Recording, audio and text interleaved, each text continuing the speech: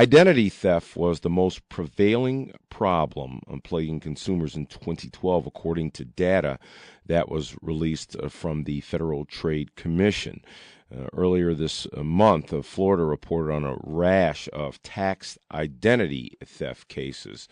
I myself have experienced this situation. I had a relative apply for a credit card at Target. Got the credit cards, spent about $231, and it took me several days and a lot of phone calls and a lot of being put on hold to get the problem taken care of, and that's just the tip of the iceberg. Securities attorney Janice Malecki is on the other end of our line. Janice, how are you? I'm good. How are you doing? I'm doing very well. This is a big, big problem, isn't it? It is, and they identified 10 different problems: identity theft, debt collection theft, bank and lender problems with servicing of mortgages, a whole host of areas. And really, all 10 of these consumer complaints either have out-and-out fraud, corrupt business practices, or deceit in the delivery of information attached to them. And, you know, they happen out in the open. A lot of this happens on U.S. wires, delivery through the United States Postal Service. So, you know, it's something that's pervasive, and the government needs to really staff up on to stop these frauds from happening. Janice, what kind of cases are you working with? Well, you know, we do a lot of securities fraud work, a lot of stock market fraud work, but it's similar because really it all boils down to not investors and consumers not getting the proper information from people purporting to be professionals and not really reading the fine print on things that are delivered to them. So being educated and really reading everything, because, you know, you work so hard for your money, you really got to take care. I always tell my clients you're a squirrel with your nuts in the woods, and if you leave them unattended, you know, somebody will take them. How do we best take care of that from your perspective? I think we best take care of it as, you know, we read everything before we take action. We safeguard our information in the ways that we're told we should, with passcodes, very secure passcodes. And, you know, we consult professionals when we need to. When something seems a little beyond what it is that we're accustomed to or that we normally do, we have to really consult people.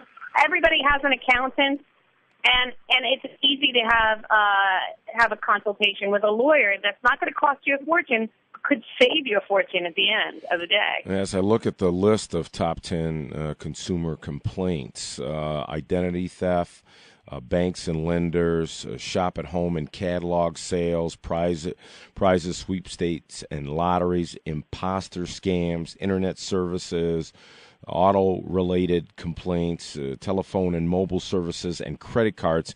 It all seems like we need to kind of sit down and make sure we're focused when we're dealing with all those activities. Absolutely, absolutely. And, you know, we have to, you know, just because somebody has a website or has bought advertising somewhere doesn't mean that they're a legitimate business. You know, there are a lot of resources. You can go to the Better Business Bureau. You can consult with, you could actually, a lot of times you can do research on the Internet, and other people who feel they've been scammed, you know, will give you a clue that maybe you've got to dig a little deeper before you deal with certain people. And the best recommendations you'd give for people if they're having troubles, if they're having issues, if they're losing money, what would you tell them? I would say go to your state attorney general and file a report, a complaint.